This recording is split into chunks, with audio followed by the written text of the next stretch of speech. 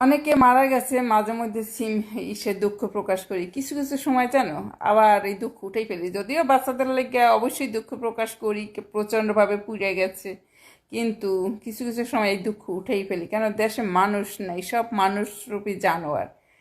কয়জন আন্দোলন করে, ওই যে বলি না, আন্দোলন করতে হবে ইসের যাতে দেশটা সুন্দরভাবে, সুন্দর কিছু হয়েছে ওই একটা ছেলের বক্তব্য দিয়েছি। তাই আমরা কোন দেশে আছি? আমরা অমানুষ, আমরা মিথ্যাবাদী, অমানুষের দেশে জন্মই পাপ, নিজের গালে নিজে ছটকাইছি ছেলেটা দেখলাম। তাই আমরা একটা অমানুষের দেশে বসবাস করছি, এই দেশে আমাদের জন্মই পাপ, নিজের গালে নিজে ছটকাইছি ছেলেটা, সত্যিই বলছি। ওই ছেলে কত বয়স হবে ওর, 14-15 এরকমই তো দেখা গেছে।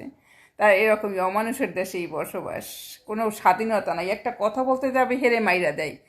আবার যে কেউ পাওয়ার লইয়া এর বাপচো দেয়, বুঝতে পারছো অবস্থা? মানে তোমার হাতে বন্দুক আছে, তোমার পাওয়ার আছে, তুমি চুদকে দিলা।